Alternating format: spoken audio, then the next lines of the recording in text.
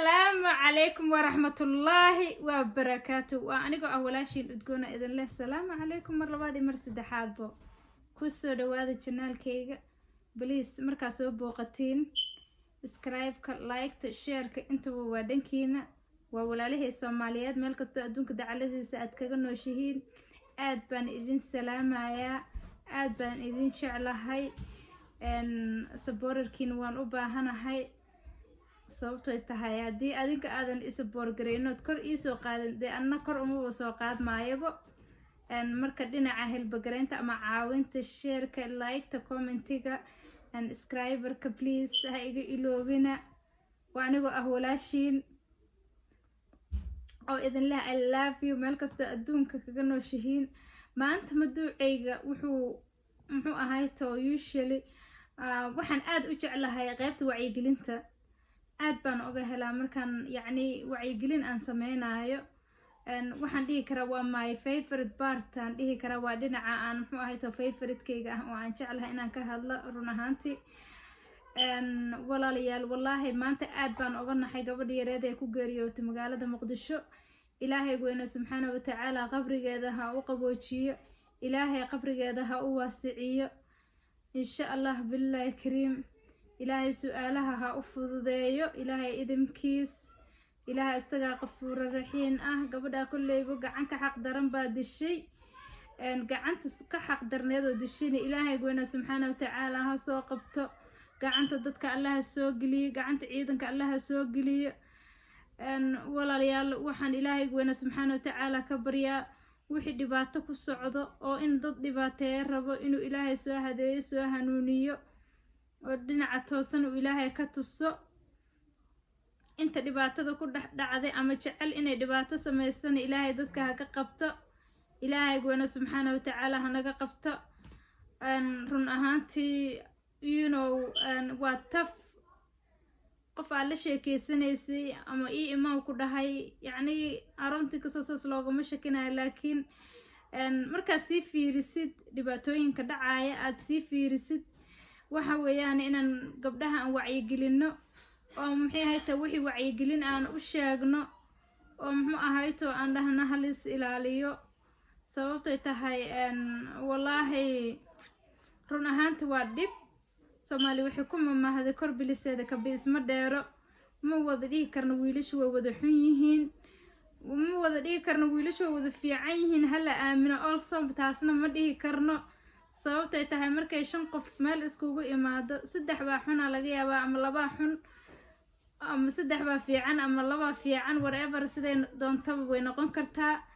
marka waa dhibaato aad iyo aad u weyn oo soo wajahaysa wadankanaga ama dadkanaga mar walba wajahaysa laakiin run ahaantii anaga waxa weeyaan waxa aan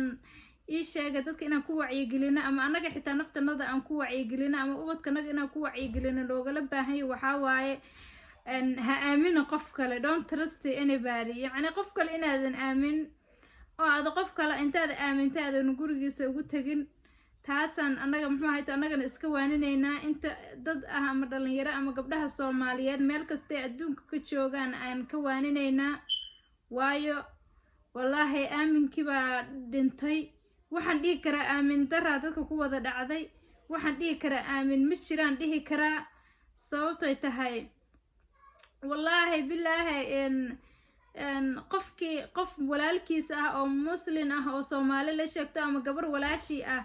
inta farxumeeyay dhibaato ku sameeyay hadii bildinka ka soo tuuray oo walba qof arxan la aabo waxa arxanna agtiisa in oolin waayo qofka haduu arxan yahay ama qof oo arxan ama jirna xaayo uu ku yeelo uu yahay jirka uu damqanayo uu ka damqan lahay dhibaatada uu gabadha walaashii ah ku sameeyay wallahi waxaan dhihi karaa dad dhigicab ah baaba dadku ku dhaxnool baan dhihi karaa laakiin gabdhaha walaalahay meel kasta adduunka dacaladooda ka joogan waxaan ku guwaabinayaa mise ku waaninayaa don't trust anybody ha trust gareyna qof inta trust gareysid ha raacin qofku guriyihiina ninka in la sheekaysanayo guriyihiina ha idinkugu yimaado halka ku sheekaysta waxba in kuma sameyn kara qofka laakiin marka inta lagu balansado meel lagu balansado hadii xitaa lagu soo jajaro cid og ma lahan oo bac lagu rido qashinka lagu rido waana waxyaalaha adduunka hadda ka dhacaya u badan tahay especially wadanadanada ama dadka naga ka dhex dhacaya oo dhibaatooyinka dhacaya dadka saameynaya ee ugu badan tahay sanadidii lasoo dhaafay ma aqaano ma aaladaha la isticmaalaya xumaantii dhibaatada dadka ku gaarsiinaya oo walba way jiri jireen oo wax qarsoon bay ahaayeen ma garan karo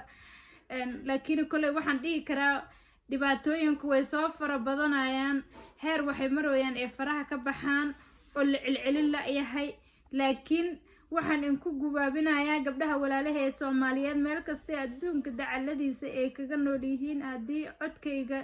iyo muuqaalkayga uu idin soo gaaro ama message-kayga aad dhageysatiin please careful don't trust anyone يعني بلا آدم هترست جرين don't trust a man انت man ترست جريسين قبضيه يعني اللي نشرشرين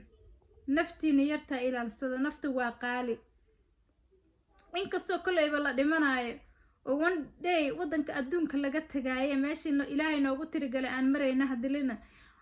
إن السبب تها قرن أنت كتحديري كرتين كتحدير سبب لما علين كرو لكن قفكي أو سبب نقضي قف كاسة دبعة قبا قفكي أو تيس لجوينا وحاوي أسجن قف باكوج دلي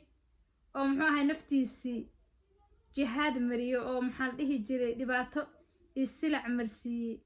مركا كل يبو دم اللي هاد وقت جدي أما وقت جاي هدو هالك كاين هالك ستكون بحسة لكن دبعته وحا قبا قف كديك إسلام قالي أوديك الكدادي صوتي تها إلهي وانا سبحانه وتعالى وحو يرقف كديك بلا آدم داديو تذكيك كما ترسنا صوتي تهي ديقة أما قف كان أدكو كسيني سيد إلهي وانا سبحانه وتعالى بأومي السجا قلقي السجا أمدي ستهي السجا تذكي إسكاله مركا قف انتو كحد قد بقف ديلي رون أهانت وحان ديه كراه دنبي آد وينو كوائر أساقا حنبارسدي آقري أدونا أساقانا الليبانينا أدون كان السيكسيك السلع باو دنبايا آقرن دباتو متيسانايا وفور شور لكن ووانا ديدا ولا ليال إناد إسكي إلاليسين إنت حد أو أليس حفتيني كرا أما ليس إلاليني كرا إناد إسكي إلاليسين رقا إلي إسكي إلالي سوفتو يتهي waxaan dhihi karaa waa arxan laawo arxan ma lahan baan dhihi karaa ragga qaar marka wixiina sarwaal iyo shaati bay wada wataan ma garan kartid kee wanaagsan kee muxuu ahaa xun waxaad garanaysid ma aha marka waa dhibaato inteeda la-eg walaalayaal ilaahay ha idin xifdiyo rabbiga weyna subxaanahu watacaala hana xifdiyo meel kastoo adduunka dacaladiisa kaga noolnahay hana leys ilaaliyo be careful don't trust anyone haddana iminka hadalkayga iyo wacyigelinteyda intaasaan kusoo koobayaa for example ma rabo inaan usoo qaato marxumadda dhimatay ilaahay ha u naxariisto waxaan leeyahay ilaahay ha u naxariisto su'aalaha allaha u fududeeyo janno firdowsana allaha ka waraabiyo gabadhaas yaroo walaashaya dhimatay alla yaa raxmo ilaahay ha u naxariisto dadkii iyo eheladii iyo qaraabadii ay ka geeriyooteen samri iimaan allaha ka siiyo walaalayaal intaasaan inkiiga tagayaa intaan hawada ku kulmi doono shaartii liketi commentigana waa dhankiina wassalaamu calaykum waraxmatullaahi wabarakaatu